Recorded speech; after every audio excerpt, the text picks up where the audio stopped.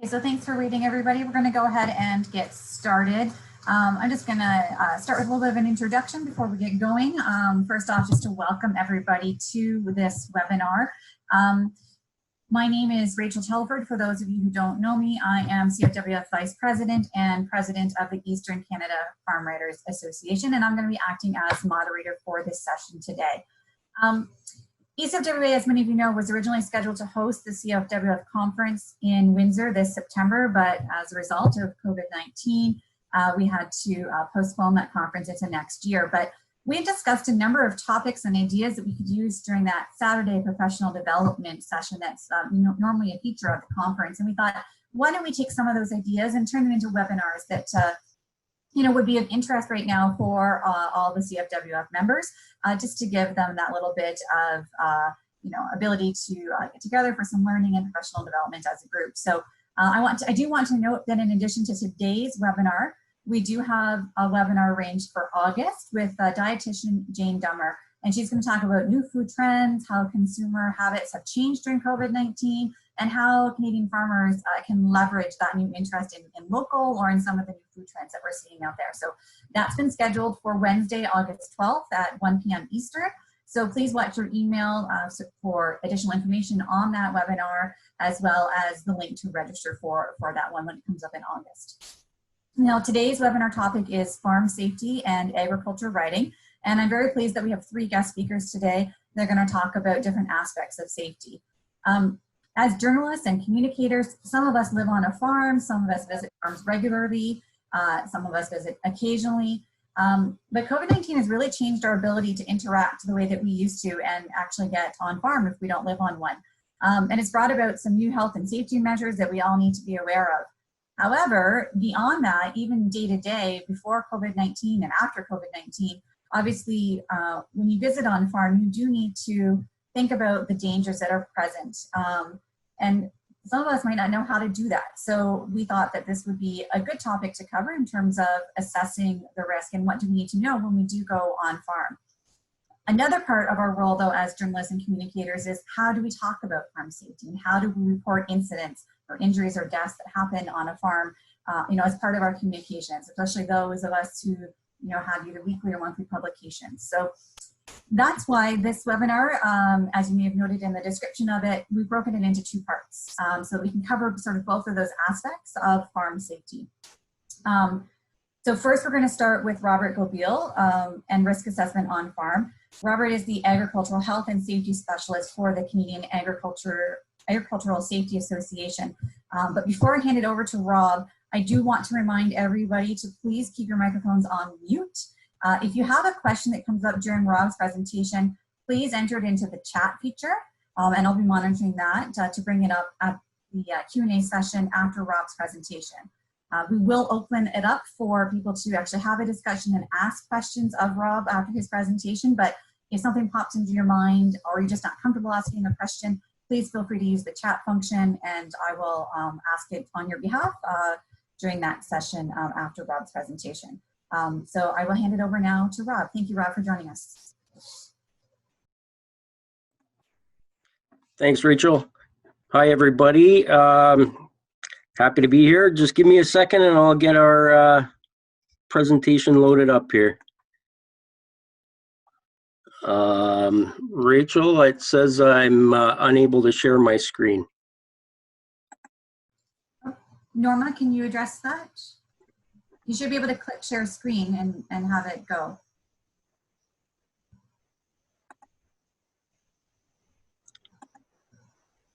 It's still disabled.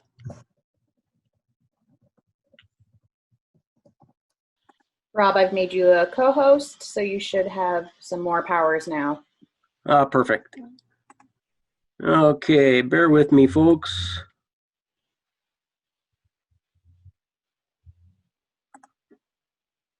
I think we should be good. Here we are. Okay, can everybody see my screen here? Okay. So thanks for the introduction. Like Rachel said, my name is Rob Gobet. I'm the Agricultural Health and Safety Specialist. for the Canadian Agricultural Safety Association. My presentation today is more on the personal hazard assessment end of things and assessing personal risk for yourselves when you go out on a site visit or to do a report. So a few things we want to keep in mind is when we're assessing our personal risk is we want to know what risk is. We want to understand what that actually is. We want to ask or figure out who we want to talk to. There's certain questions we want to ask, and we need to assess the risk factors and control the risks to keep us safe. And the little picture here is my wife and daughter. So this is the main reason that we're all going out to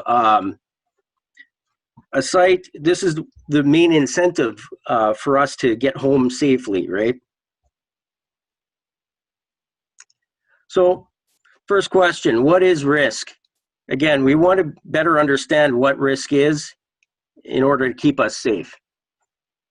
So according to the Canadian Centre for Occupational Health and Safety, or CCOSH, risk is the chance or probability that a person will be harmed or experience an adverse health effect if exposed to a hazard.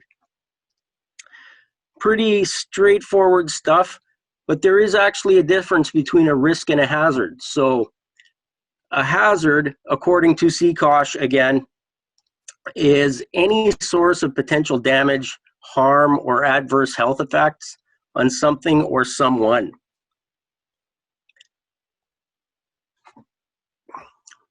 The process that we use is a risk assessment to identify hazards and risk factors that have the potential to cause harm.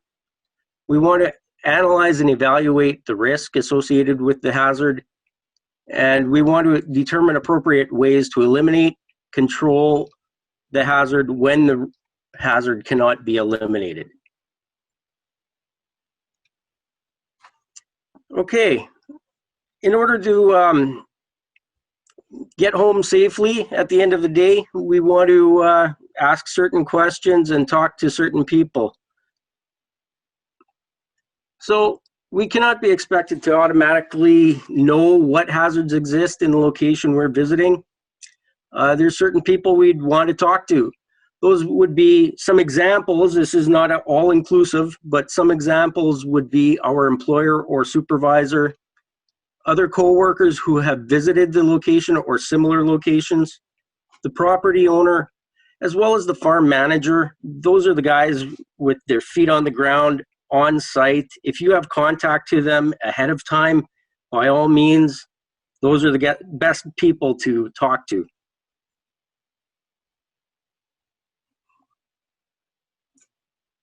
Okay, certain questions. Gathering the right information can also help to ensure your safety. So some questions we want to keep in mind are, what hazards might I be exposed to? Is there any specialized gear, clothing, or equipment that I will need to be on location? Are there any areas where I am not allowed to go? And is there anything else that I should be made aware of? We want to always keep the 5 W's, the who, what, where, when, and whys in mind when we're asking these questions, because those provide the best answers for us. And the reason I added the very last question of, is there anything else? It's great to ask that at the very end, because often people who are involved in a farm operation, they take certain things for granted. They become, there's a certain level of complacency when they're on site every day. And then just by asking that question a second time, it might spur on a little thought, oh, by the way, you might need steel-toed boots because there's a potential for an animal to step on your toes, for example. They might take it for granted, but us not being from that environment, we want to make sure we're safe again.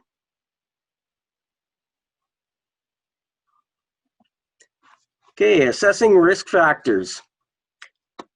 And here's a classic example of a picture that on the surface, it looks great. It's a caring father by the looks of things with their child. But from our perspective, from a safety perspective, they're on a tractor with a child.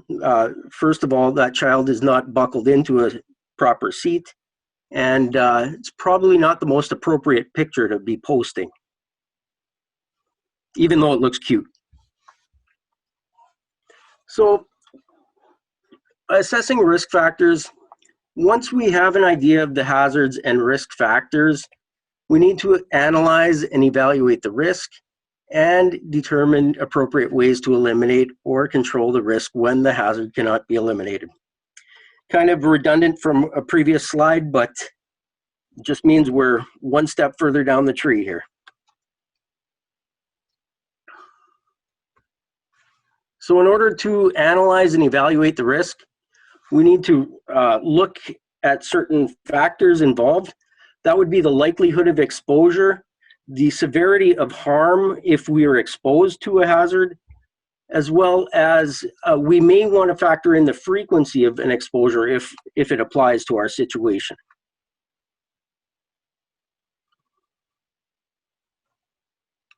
Oops. Yeah, okay. So when ranked, the scores are totaled. You basically want to use a ranking system that some go from 1 to 3, others go from 1 to 5, 1 being on the low end of the spectrum and 5 being the high end.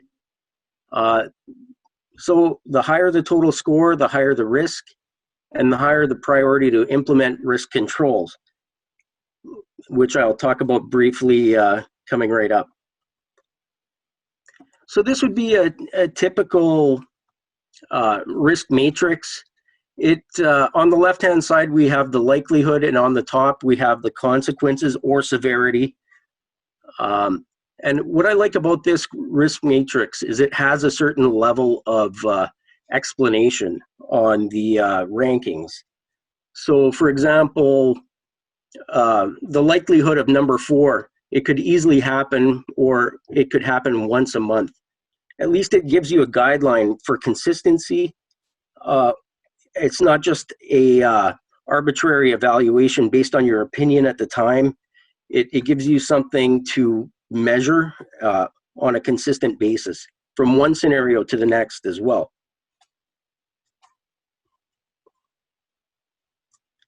So, how do we control the risk? And much like this picture shows, it shows a couple actual ways to control a risk. You've got a barrier in place in the way of fencing, and you've also got a sign that helps communicate some of the issues. So, you know, the sign obviously shows that there's potential for children or people crossing or people nearby, so need to go slowly. Controlling the risk. So in order to control the evaluated risk, we may need to avoid the area where the risk is present, also known as elimination. Next, we want to choose a less risky location by substituting. Next, we'd place a barrier between us and the risk, such as that fence that we just saw in the picture. And that's an example of an engineering control. Number 4, we'd want to follow procedures for entering the risky area, which is an example of an administrative control. So I'm not sure how much experience we all have with safe work procedures, but basically that is a step-by-step process in how to safely perform any given task. And lastly, we'd want to wear personal protective equipment, or PPE for short. The items I have in brackets is actually also known as the hierarchy of controls. It's just a basic safety term that outlines the best ways of controlling risk. Ideally, we want to eliminate at the top end. If we can't eliminate, we want to substitute. If we can't substitute, we want to place engineering controls, so on and so forth. But we want to keep in mind that using PPE is actually the last thing we want to consider. In safety terms, we have the saying that PPE is the last line of defense. So whenever possible, if we can reduce or eliminate the risk without using PPE, that's probably a better control than just resorting to, respiratory protection. If we can control the amount of dust, for example, without using respiratory protection, then that's much better than putting on a face mask and all of that stuff. Also, CASA has also created a farm rider risk assessment tool, and we will share that with the farm riders after the webinar today, so you can have access to that risk assessment tool. It's a basic checklist for you guys to help assess the situation and keep you safe on the sites you're visiting. And I guess on that note, that's pretty much it for what I have. So open it up to questions, I guess. Rob, maybe just before you end your slideshow there, could we go back to that chart that you showed, the risk factors chart? And sure. And could you maybe give us some examples about what would fit into each of those levels that you're talking about, like things that would happen at specific times? Yeah, no problem. It would happen. Coming right up. You're talking about this risk matrix here? Yeah, so when you have the things that are like, almost certain, like what would be examples of something that would fall into that or under the other categories as well? Something like working at heights, for example. If you were asked as a reporter to go climb a grain bin, for example, without using any fall protection or any real safeguards, the potential consequence could be death or massive loss, whether it's financial or personal, major injury at a minimum. And depending if you were going up and down that grain bin multiple times throughout your day, for example, it could be ranked as a catastrophic consequence and as a almost certain likelihood, depending on how frequently you're going up and down that ladder. So something like that could be catastrophic or high risk for sure at a minimum. And again, this is subjective to the individual as well. We all have our own comfort levels, and my version of something I feel is risky may not be as risky to the next person. We all have phobias. We have to respect that. I am somewhat scared of heights from past experience. So that's part of the reason I brought that up about climbing a grain bin. You wouldn't catch me doing it very often, put it that way.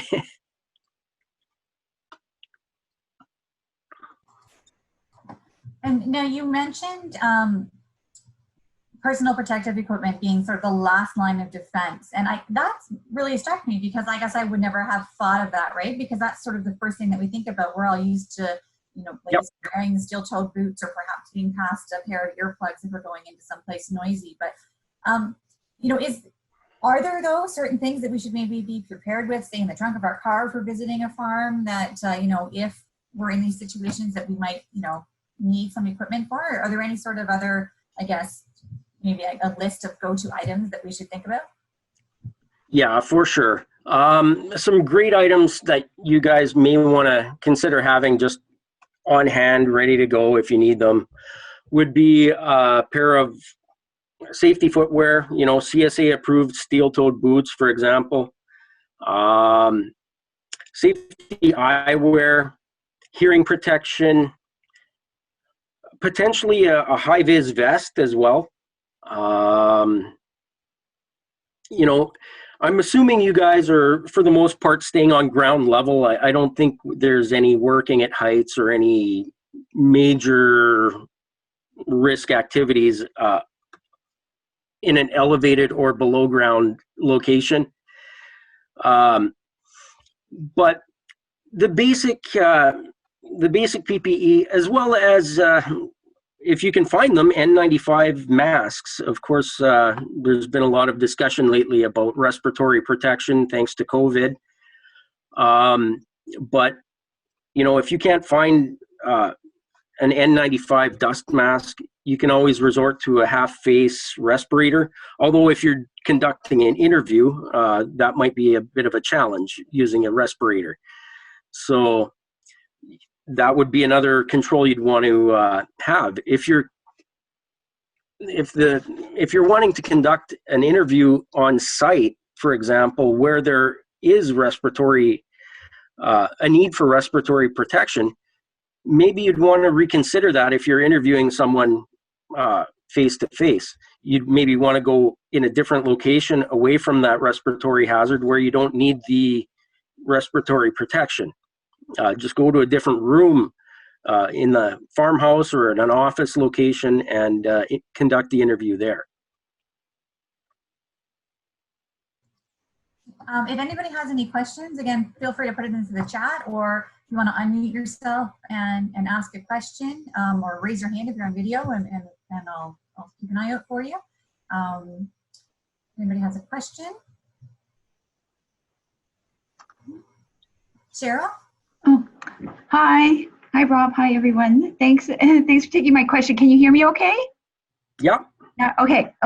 Yeah, I really enjoyed this presentation. I'm a big advocate of farm safety, so you don't have to convert me, and but I have had situations where other people have been contracted to do videos, promotional material, photos of farmers, and there were very concerning footage, like there was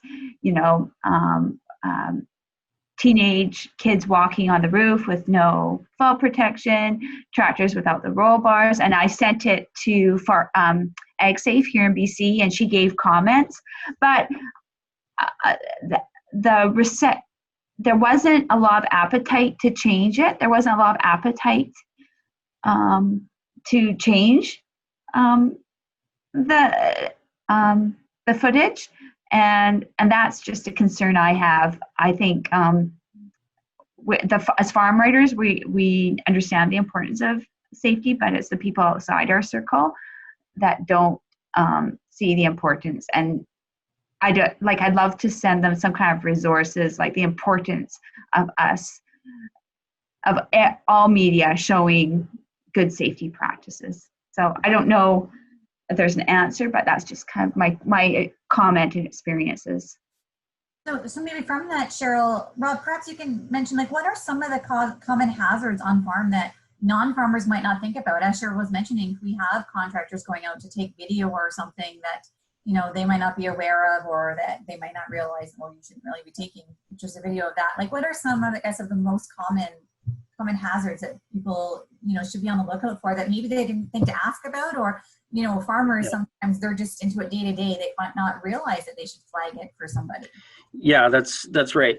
I guess the main hazards would really be, tractor activity being the major source of fatalities across the board in agriculture. So, my suggestion earlier of having that high-vis vest in your trunk of your car ready to go, not that it makes you bulletproof or perfect, but it gives an extra level of protection. You're that much more visible, especially if you're in a safe area out of the way of the traffic or the potential to get run over by a tractor. It's super important to just remember, always keep in mind, we just want to go home at the end of the day the way we showed up, right? Just like one of my first slides with my daughter and my wife. That's the ones we want to see at the end of the day, is our loved ones. We want to make it back in one piece and continue on the next day as well. Are there any other questions for Rob?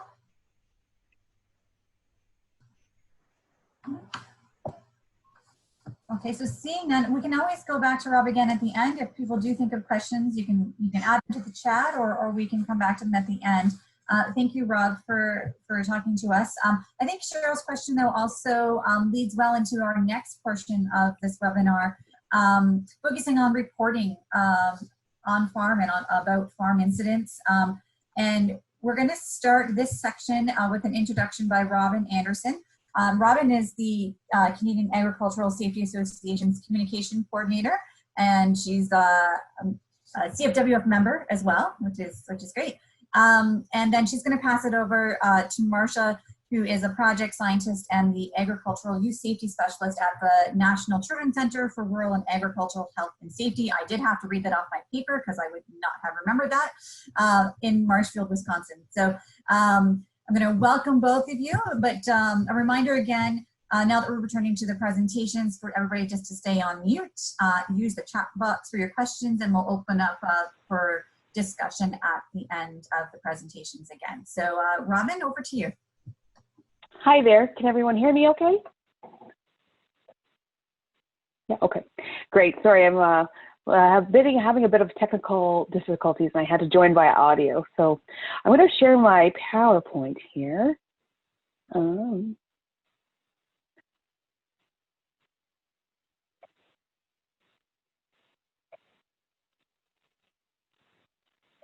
everyone see the main screen there? Everything's good? Okay, great. So one thing that we do notice a lot of time in headlines is things like this, agriculture-related deaths in the headlines, like, yeah, freak accidents, tragedies, dying doing what he loved. It happens, you know, and a lot of these things are just telling folks, especially the general public and farmers, that, you know, death is inevitable. Injury is inevitable being a farmer. There's always that old joke, right? You know you're a farmer when you only have 3 fingers, right? And honestly, that's really not okay. In no other occupation, you know, do we say things like, oh, you know, he's a baker, he doesn't have a pinky, right? Or, you know, she clearly is a teacher, she has a broken back, right? We don't do that, right? We don't say people do that sort of thing. It's a very weird cultural thing with farming, and farmers are just as guilty as the rest of us, as everyone, romanticizing that inherent danger of farming. So this is something that we have noticed that it continues to happen, where we see things like language like freak accident or tragedy or a mishap. Those sorts of things, those sorts of language, especially in headlines. And what we also do see is images that do very much promote unsafe farming practices. This is actually from my family. I'm a farm girl from Saskatchewan. My family still is on the family farm. My brothers both have acreages and farms, and my brother-in-law's farm. So on the left there, that's my darling, my bestest little buddy, Floyd. And he's with his granddad on his mom's side in the tractor. Yeah, and of course this came up, and it was first tractor ride of the season. We're so happy to see him enjoying the farm. And then on the right is my niece and nephew Eric with their uncle Ernie riding in that tractor. You know, and these images are, for me, very heartbreaking, because we do lose children and adults very, very frequently to injuries. Just recently, 3 children and an adult were killed in Quebec due to a tractor incident. So these images, although they seem wholesome and cute, really are promoting a culture of unsafe practices. And sometimes, you know, when we're flipping through this, like a farm paper or a farm magazine, and we'll see those sections with like the farming life section, and we'll often see images. I've seen images of a baby placed upon a calf, right? Or, you know, and very frequently children riding in machinery with adults, or alternatively, adults in dangerous situations as well. You know, without fall protection, or no ROPS on a rollover protection system on a tractor, those sorts of things. So there was actually a study just recently done by the Injury Prevention Center out of the University of Alberta. Our colleagues up there, they went through a bunch of media and really went through them and just to see what media was saying about agricultural injuries and deaths. So they did a full analysis, and they really found out that there wasn't much prevention messaging in those stories. So folks weren't getting that information that maybe could help save a life in the future. You know, how can we prevent this? These incidents don't have to happen. These deaths are completely preventable. So it was really interesting for us to see exactly what kind of messaging was in the media when it did come to a fatality or a major injury. And also there's the information if anyone's interested in going to that study. It's accessible. You can see the abstract online. And if you want, we can also put you into contact with the researchers. That wouldn't be a problem. So a lot of those things that I talked about were present in that study. You know, describing like hazards is part of the job, that it's just inherently dangerous, that nothing can be done. And a lot of the time it talks about, you know, the description of the event and not why it occurred. And of course, like those prevention messages we're just not seeing them. So it would be great if, you know, we could all work together to change some culture and work together to get that message out there that, you know, these things are predictable and preventable. So I'm going to stop sharing my slide show now, and I'm going to turn it over to Marcia. And Marcia is going to give you some really interesting information about how we can work towards a culture of safety in media. Thank you so much.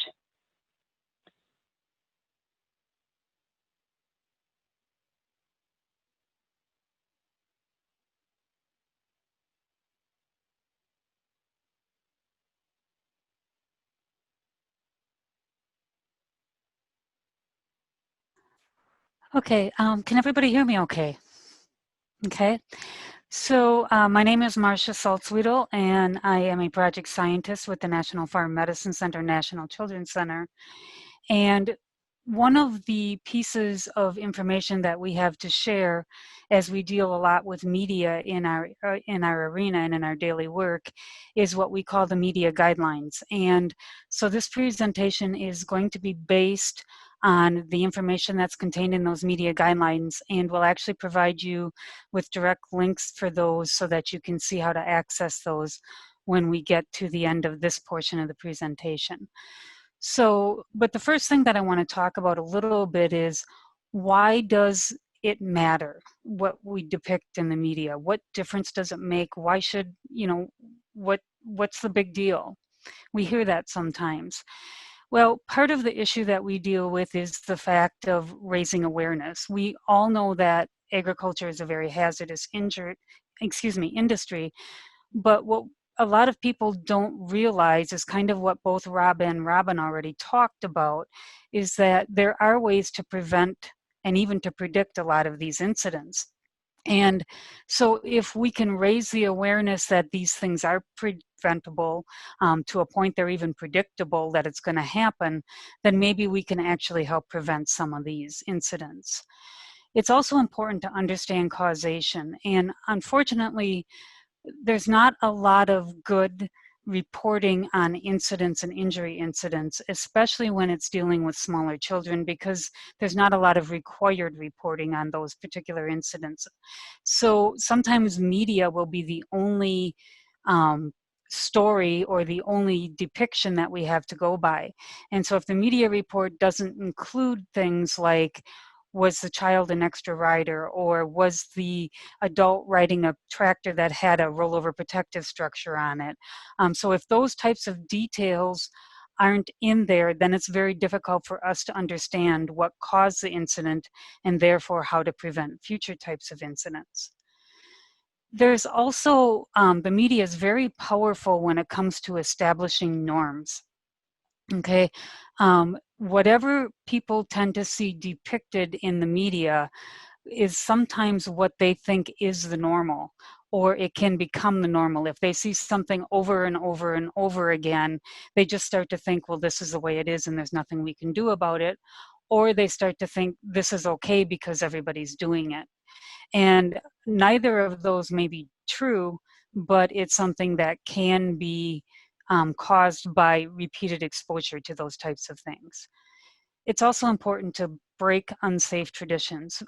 As Robin alluded to, tractors and extra riders on tractors, especially young children, is the #1 cause of fatalities to children on farms. And yet we know that 4 out of 5 farm families regularly ride their children on those tractors.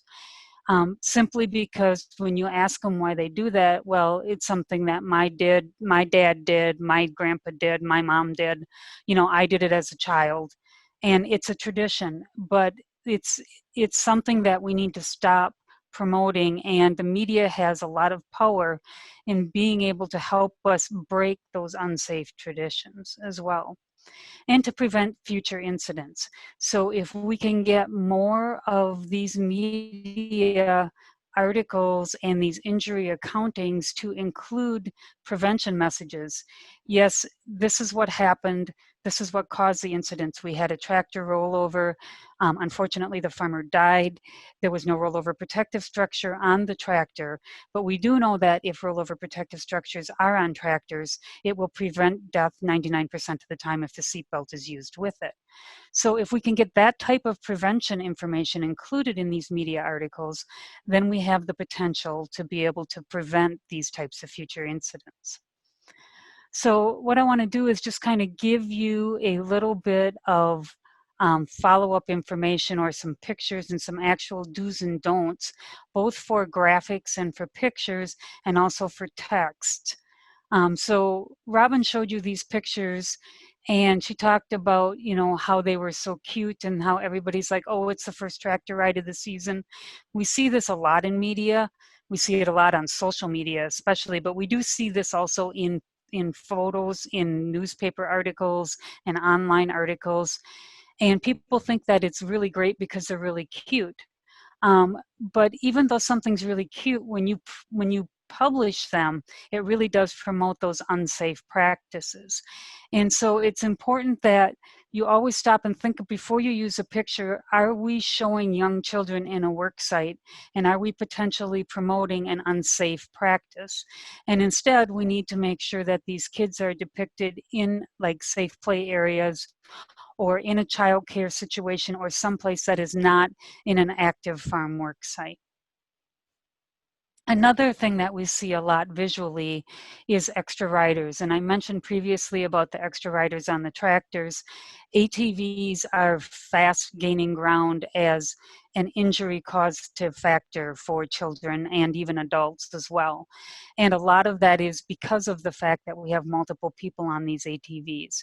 And what happens is not only in this particular picture, on the left is the child too young to actually be driving it. But whenever you have a presence of more than one person on an ATV that's designed for one person, now you've inhibited that person's ability to be able to operate that ATV. They can't balance their weight on the ATV. They can't slide back and forth on the seat like they need to. It really causes problems. So it's important that there are no extra riders depicted on ATVs and on tractors and on combines and all of this other types of equipment. On the flip side of that, when you look at the picture on the right, it's also important that when we do depict somebody on an ATV, that we make sure that they have the proper equipment. Most importantly, a helmet. A lot of the injuries that we're seeing on ATVs and UTVs are due to head injuries, and that could be addressed very simply with helmets. Another visual that we see sometimes is people will think it's really cute or it's really a good photograph to see young children in proximity to large animals without a barrier and without any type of supervision. So you can see on this picture that these are full-grown cows and there's a young child in there. Not only is there no barrier between that child and those large animals, and anything could spook them, a far-off gunshot from someplace or a car even excuse me, backfiring, anything like that could spook those animals. But there's also no evident adult supervision here either. And so what we want to make sure is that when we show photos of children around animals, unless it's an actual petting zoo that's designed for animals, that we show a physical barrier and that we also try to show adult supervision in there as well. So Robin kind of mentioned previously about rollover protective structures, and that's one of the visuals or the graphics that we sometimes, probably one of the biggest things that we see, is that when people show tractors, they won't show safe equipment. And this picture on the right shows that rollover protective structure, that upside down U that's over that operator's head. And what that does is, in the event that the tractor does roll over, it prevents that operator from being trapped on that piece of equipment. It actually provides a safety zone for that person to be in there. Whereas you can see the tractor on the left-hand side, if they rolled over, that person would actually, it would end up crushing that person. And so, as I mentioned earlier, we can prevent about 99% of these fatalities on tractor rollovers through the use of a seat belt and a rollover protective structure. So it's not only important to depict these types of things and to show tractors with these structures that are safe, but it's also important to include, if a tractor in a particular instance had that on it, so that we understand better about what causes the accident, and also to include information about the importance of them to help prevent future incidents as well. As far as other visuals, always pay attention to what's in the background elements of a graphic. So this particular photograph was going to be used to illustrate the cattle in this barn, and it was a really, really nice photograph until we paid attention to what was in the background. And behind that fence on the left-hand side, you see a young child that is sitting there, and that's actually a lawnmower that he's sitting on. And the child is, number one, too young to operate a lawnmower, obviously, but number two, it's a young child in the work site, and there's no evident supervision here either. And so again, you know, these are all pictures that are depicting something that at first glance we may not pick up on. So sometimes it's not a matter of looking at what the main focus is in a photograph, but also paying attention to what's in the background as well. So when you do want to show somebody working in agriculture, it's important that you show them using proper personal protective equipment. And Rob mentioned this earlier, and you can see on this particular photo, this person has that N95 mask. They have gloves on to prevent blisters. They have their hair tied up. So this person is dressed very appropriately and has all of the personal protective equipment that they should have. Now, and when we showed the tractor earlier, that was kind of the tractor's protective equipment. And the reason that, by the way, that we always have PPE or personal protective equipment is like our last resort for protection is because that depends on somebody using it. And whereas something like a ROPS that is part of a tractor or rollover protective structure is automatically there. And so that protection is there, and it doesn't require any active use by the participant, although you can increase the safety from a ROPS from 75% to 99% by clicking the seatbelt. But when you're talking about things like gloves and masks and steel-toed shoes and non-skid boots and things like that, those types of personal protective equipment require active use by the person. You have to consciously use those things, and a lot of people will elect not to do that, which is why it's always better to engineer out the hazard, like with the use of a ROPS, rather than to use PPE. If you are depicting young people, it's important that you ensure that they're doing a job that is appropriate for their age. We showed that photo a little bit earlier with that young child operating a full-size ATV.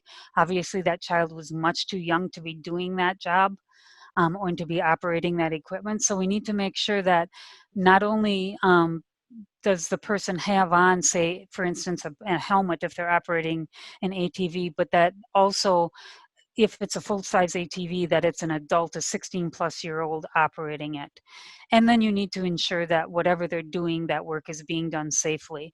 One of the biggest things I think sometimes we see here is we'll see people that will have somebody standing in the bucket of a tractor, for instance, and they'll be using that in place of a ladder to lift somebody up to the edge of a roof or something like that. That's extremely unsafe practices. And so you never want to use those types of photographs when you're doing an article in the media. So Robin also showed you some of the headlines that we were looking at. And some of those headlines included things like 3 young sisters killed in a freak farming accident and man killed in a freak farm accident. And so we always talk about this is not a good word choice. And people say, well, why shouldn't we use the term freak accident? And the reason that it's not a good word choice is because when you say something was a freak accident, it makes it seem like the incident was unique or it was extremely rare. When you actually go back and you look at the injury data, oftentimes it'll reveal that there's a lot of similar incidents out there and that these things have occurred repeatedly. And so they're really not freak accidents. They're really not something unique. It's something that does actually occur fairly frequently. And the use of that type of terminology actually artificially minimizes the risks. It makes people feel like it's not that big of an issue, it's not that big of a risk. And of course, if you minimize a risk, then you increase the chance that somebody's going to get injured. She also talked about, showed this headline, farm accidents happen. One farmer shares a story. Or something like tragic farming accident leads to the death of a 3-year-old. So when we use language like it was a tragic farming accident or some type of headline that implies, well, you know, these things just happen, the problem with that is that it implies that these incidents are not preventable. And we know that, in fact, in most instances, just the opposite is true. Not only are these accidents oftentimes preventable, they're oftentimes predictable. And we never want to leave the reader feeling like there's nothing they can do to prevent this incident or that these things just happen and I have no control over it, when in fact the opposite is very much true. So this type of language choice actually normalizes the accident myth, that these things were just a tragic happening, they're just a rare freak accident, and it makes all of that, normalizes it, and then people start ignoring these types of incidents and thinking there's nothing they can do about that. So the word choices that you make as a reporter and when you're writing have a very large effect not only on the person reading that particular article at that time, but also on setting the potential future norms and usage and even safety practices of this population overall. So one of the other ones she had included was the owner of the farm ranch business died doing what he loved. And you see this a lot, especially when you see articles about children. You know, he died on the tractor, riding the tractor with his grandpa, and he died doing what he loved. So the problem with this is that when you say that, and it's oftentimes people do say stuff like this to try to soften the impact a little bit, or to try to make it seem like it's a little bit better. You know, just because that person died doing what they love, then it's not so bad that it happened. And that's not really true. And the other thing is that it also obscures the facts, obscures the fact that what happened was likely preventable. People are focused so much on the fact that this person died doing what they loved and you know, that they loved being on the farm and that type of stuff. While all of that may be true, it draws attention away from the fact that something really bad happened here and we can prevent this from happening again in the future. And again, it also contributes to normalizing those incidents. And I do want to just talk briefly about word use, specifically the use of the word accidents. Accidents, when you look up the definition of accidents in the dictionary, it will define it as either an act of God or as something that is not predictable and it is not preventable. when you look at most farm accidents, quote unquote, and most farm injuries and fatalities, most of them are both predictable and preventable. Okay, so the word accidents, even though that's the word we all use, is not really the appropriate word for this. Incidents is really the more appropriate terminology. Incidents are predictable and preventable. And this is the word that most accurately defines most quote unquote farm accidents. However, it's not a word that is normalized. We actually did a study with some farmers, and when we took them out onto a website, and instead of using the word accidents on the website, we used the word incidents, and we asked them to go out and find some different injury incidents on this website. They couldn't find anything because they didn't understand what we meant by the word incident. Because most people don't use this word, a lot of people don't understand or recognize what's meant by it. But really, truly, when you think about it, what we are actually dealing with are farm incidents and not really farm accidents. So when we're talking about text and we want to talk about what do we do and what is it important for us to include, it's important that we depict the agricultural industry realistically. You heard Rob and Robin and now myself all acknowledge that this is a hazardous industry. Now, many of us grew up on farms. I'm a farm kid. I grew up on a farm, loved it, absolutely loved it. A great place to grow up, lots of benefits to living and working on farms. Learned a good work ethic, just lots of things that I learned growing up and working on that farm as a child. But we do need to acknowledge, and we need to acknowledge as well, that it is a hazardous industries, and that a lot of injuries and fatalities occur here.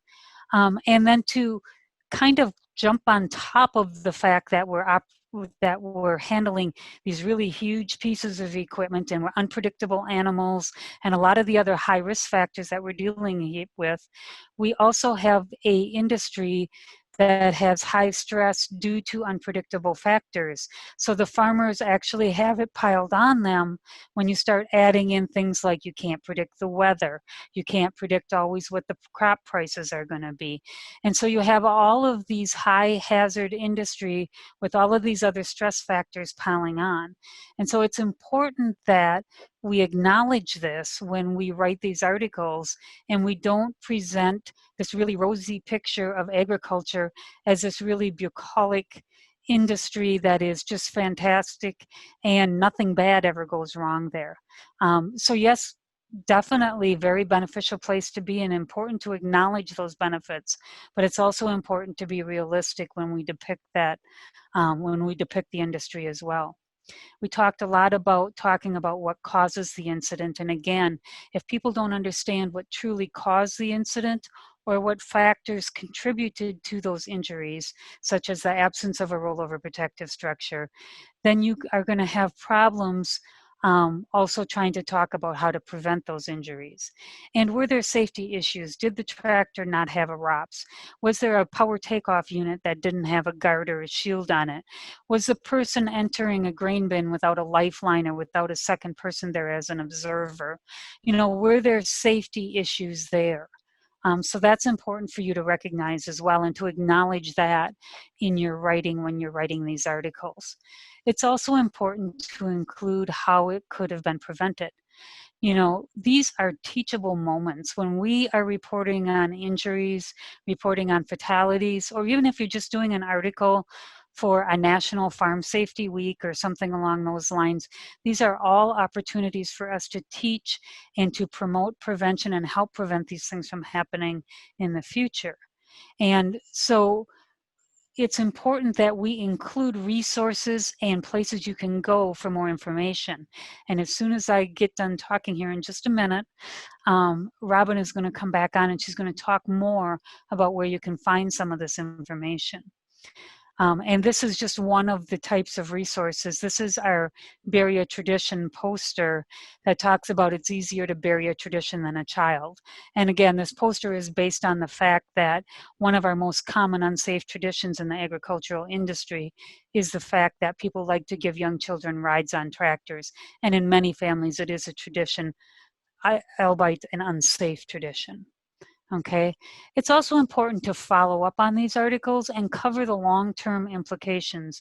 At the time that a lot of initial incidents, injuries, and fatality incidents are written, there's very rightly so a lot of concern for the families, you know, a lot of support offered out, a lot of those types of things. And then a month later, it goes away and people don't realize that 6 months to a year down that line, that this family is still dealing with long-term consequences. There might be economic hardship. Sometimes we've seen instances in the National Children's Center where families have lost their farms due to the fatality or a death of a child. Farmers, sometimes we've seen divorce issues. We've seen a lot of different long-term issues as a result of these incidents and post-traumatic stress. There's oftentimes multiple follow-up surgeries. Some of these kids, some of these adults are left with long-term life-altering injuries, losses of limbs, those types of things like that. So it's important for us to be realistic about what the consequences of these injuries and these fatalities and these incidents are, so that people realize that these things just don't go away after a couple of weeks. So I promised you at the beginning when I started talking that I would give you access to something that we call our media guidelines. And these media guidelines include all of these do's and don'ts that I've just been speaking about. And they're available in English, they're available in French, and they're available in Spanish. And you can access all of these at the cultivatesafety.org website, along with a couple of hundred other resources on safety and health as well.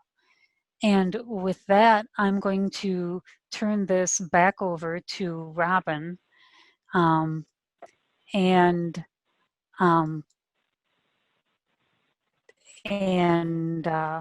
stop sharing my screen. Hi there, back. Let me just start this again.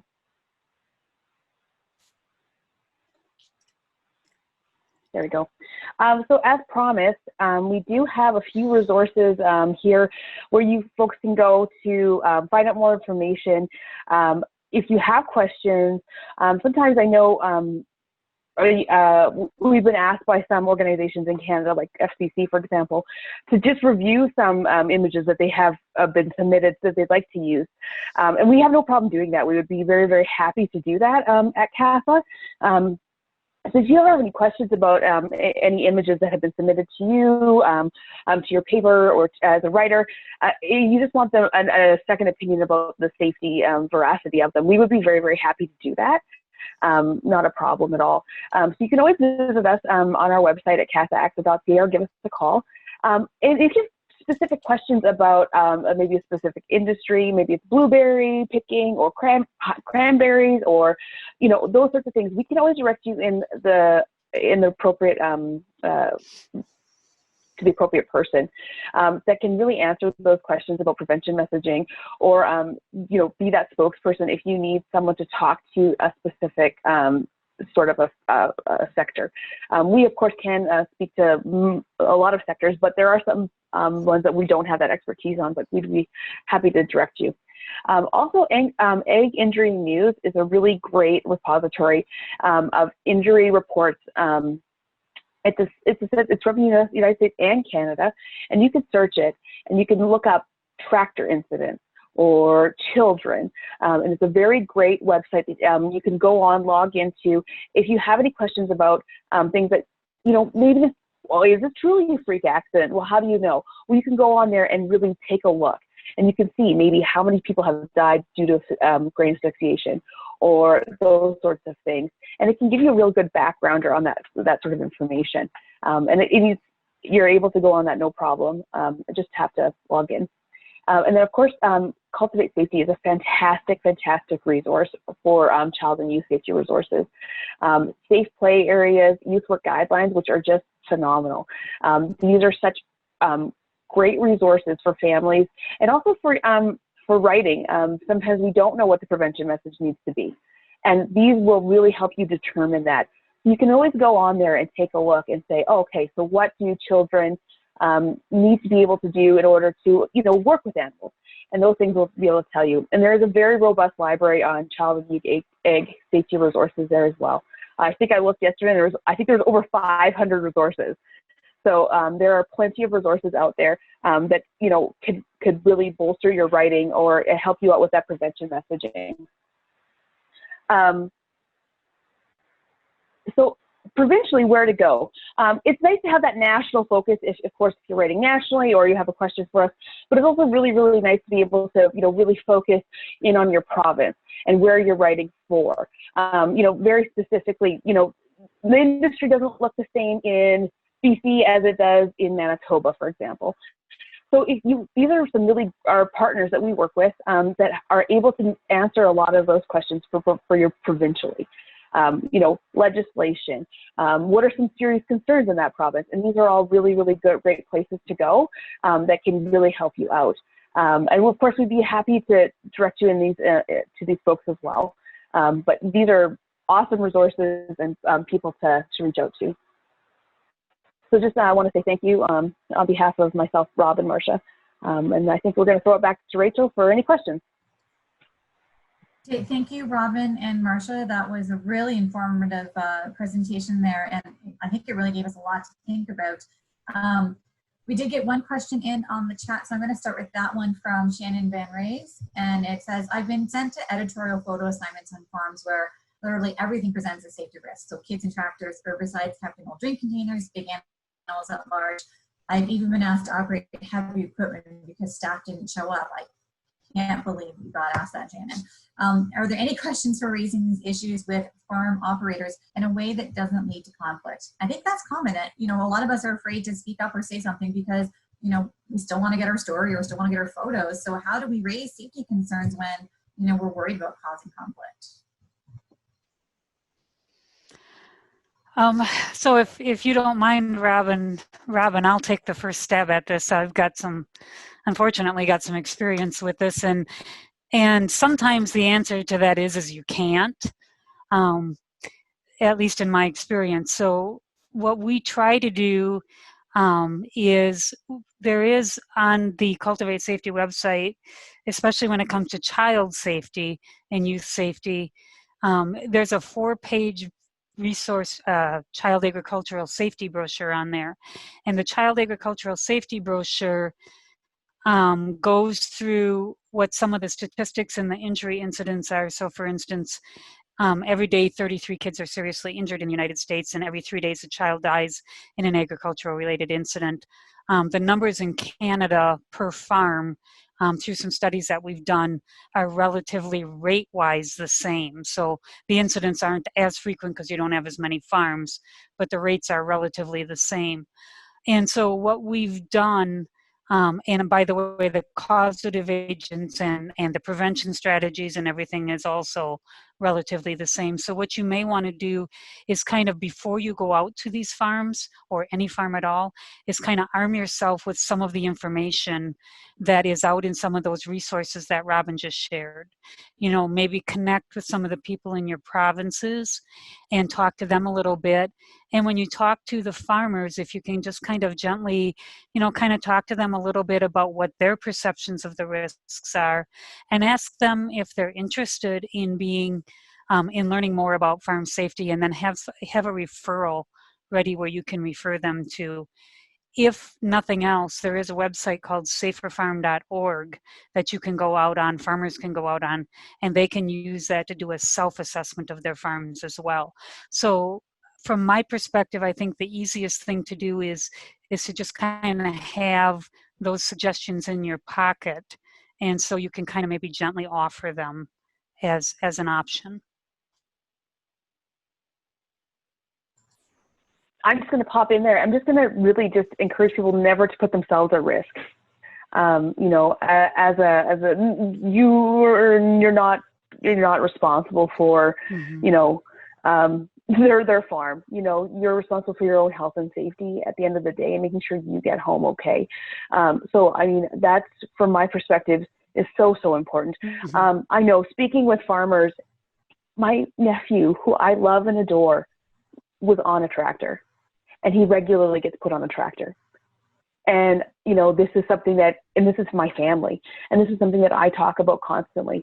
So I know where you're coming from. It is so difficult, and it can be so, so hard. And that's why CASA does what it does, and, and really works towards that culture change where it isn't acceptable, for people to be injured and killed on farms. So I would just really encourage you to look after your own personal health and safety anytime you visit an agricultural site. That risk matrix that Rob was talking about, we put it together, more of a friendly farm writer visitor resource that we'll have for you next week. And that will really, if you want, will help you really just give yourself, sometimes we know these things and we just need some backup, right? When we're going to an agricultural site saying, okay, I'm putting these boundaries in place for my own health and safety. And that's what something like this can help you do, so you don't end up in a situation where you put yourself at risk. Unfortunately, we don't have control over other people. We can only control what we do. Please just don't do it. Yeah, and I would also encourage you to talk to your organization and encourage them to set down policies. So that you can actually lean on that. You can say, my organization doesn't allow us to climb a grain bin, or it's against the policies of our organization for me to be able to operate a tractor.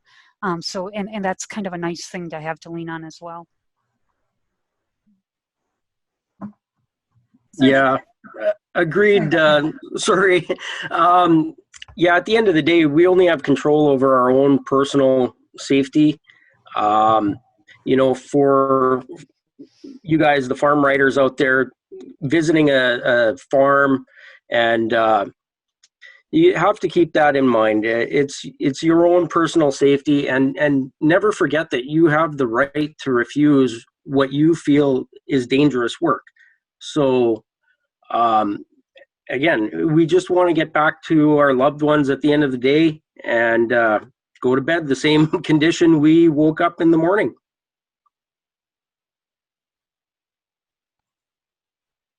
Going to ask, I guess, what kind of conversations should we be having with the organizations that we work for, the companies that we work for?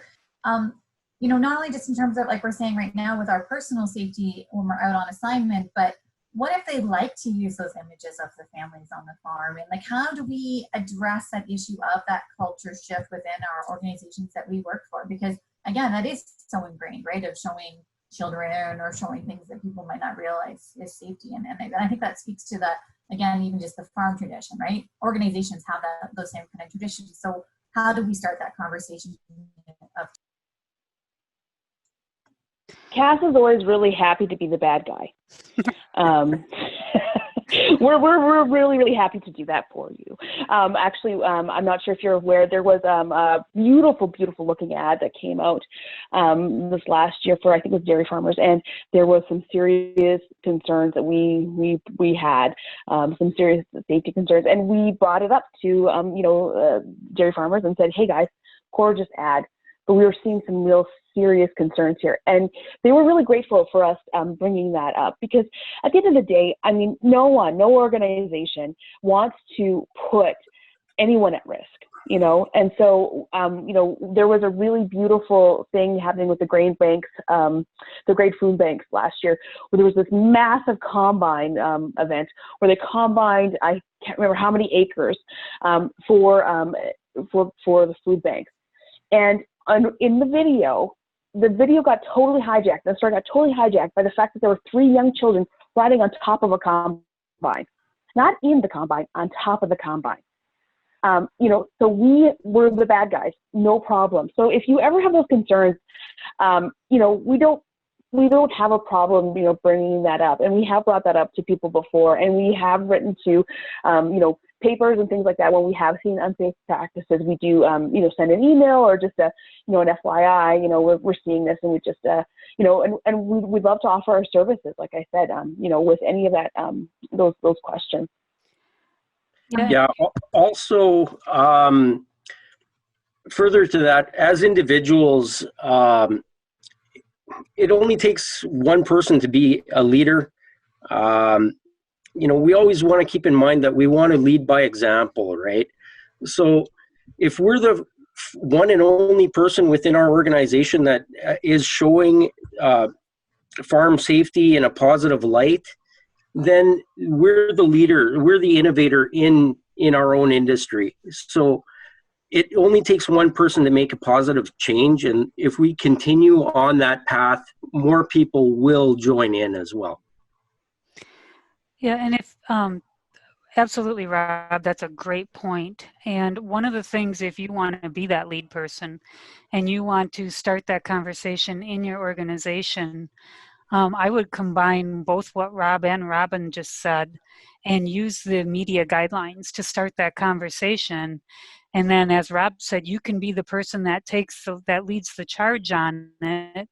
And then if you need backup, as Robin said, you've got CASA to back you up. So I think that you put all those strategies together, and I think you've got a pretty solid plan. Robin, would you mind going back a slide? I see a message here from one of our participants that they would like to just see the provincial associations again. If you wouldn't mind going back there. And then as well, also, Megan Burke is asking where and when can we find this new guidance document? And I think, Megan, you're referring to, they've mentioned that you've prepared, Robin, a guidance document that we're going to be making available to CFWF members. Yes, apologies. Things got a little haywire last week from me, and I wasn't able to get it paginated. So we do have a great safety tool for you folks that I will email to Rachel and maybe even distribute that way. We'll also pop it on our website, but that'll probably be the best way. But it's essentially just like a step-by-step checklist that CASA developed for you when you go out to a farm, to have that, your own personal safety philosophy and that backup. And then maybe you can also bring it to your organization if you'd like to build a policy around personal safety when going to an agricultural site. So we'll have that for you, I'm hoping early next week. That's great. Thank you, Robin. And then I see another question here from Andy Ho saying that what is the line between making it clear that the incident was preventable and coming across as victim blaming? So how do we keep that balance, I guess, in our reporting? So that's the challenge sometimes, and I think that it's kind of a balance. It's kind of a balancing act. So, and part of it is going to be how recent was the incident as well. If it's something that just happened 3 hours ago and it's breaking news, you're not going to want to come out and play the blame game, so to speak. Okay, this person put that employee on a tractor and it didn't have a ROPS and now that person's dead and it's all their fault. That's definitely not the way that we want to handle it, especially if it was a recent incident. So I think it's important that we be tactful about it, number one, and number two, that we also think about how recent was that particular type of an incident, and be a little bit sensitive as far as that goes as well. And that's one of those areas where getting out as much information as possible about what actually happened. People can kind of self-identify what some of those causative agents might be, and then doing that follow-up story a day or two later, that we're sad to we were sad to report a couple days ago that this happened, and and this is a tough situation, and you can go out, as Robin mentioned, go out to aginjurynews.org, find a couple of other incidents that you can quote and say, this has happened in the past in this area or that area or whatever the case may be, and unfortunately these incidents aren't that common, and here's how you can prevent them, and then do it that way. But you're right, it is a balancing act. You do need to be sensitive to, how recent it was, and you need to be tactful about the wording that you use as well. Then as a follow-up to that, there's another question here. How do we be sensitive to the family and not make them feel guilty about what happened? Yeah, and that's kind of the same situation again. You don't necessarily, it's important not to single out the family and again, to play the name game, so to speak. And at some point you're going to be reaching a situation where you don't want to step on toes, and you do want to be sensitive, and you do want to let those at least a couple days go by, if not a week or so. But at some point, you may have to just just lay it out there and say and never say this incident could have been prevented, but you can say something like these types of incidents may be prevented by, so you never want to just go back and single out that specific incident, but talk about those types of incidents and that there is a potential to prevent those types of incidents, and here's how you can do it. But be very careful about not singling out a specific incident, a specific person, or a specific family when you're doing that. And give it some time.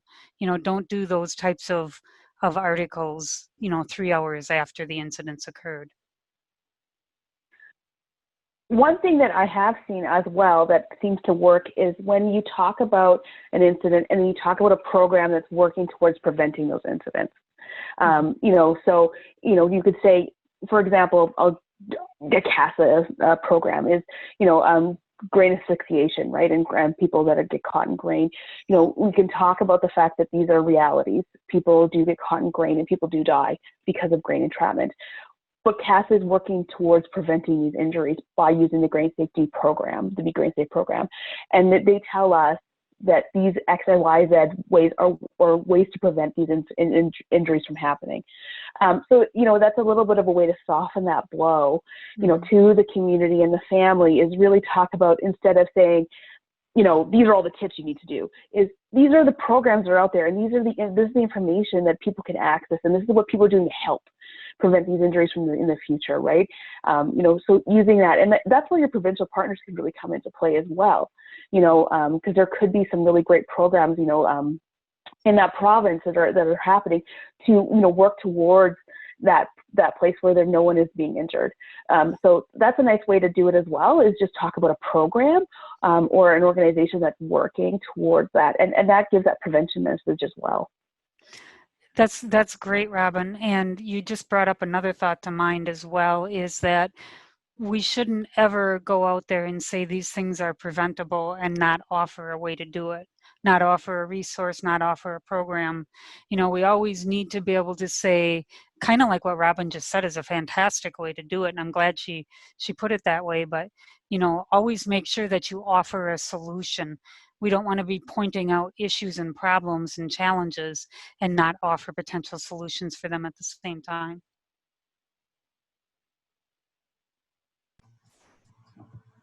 Well, I think that that's probably a good place to end it.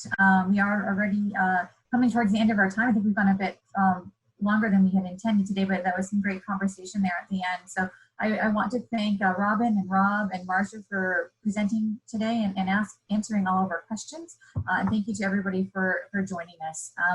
I think this was a great webinar to have and really timely, especially given some of the news that we've seen lately and the need, once we start going back on farm and doing more visits, to sort of keep safety top of mind. So thank you, everybody. And again, we'll see you hopefully in August for our next webinar.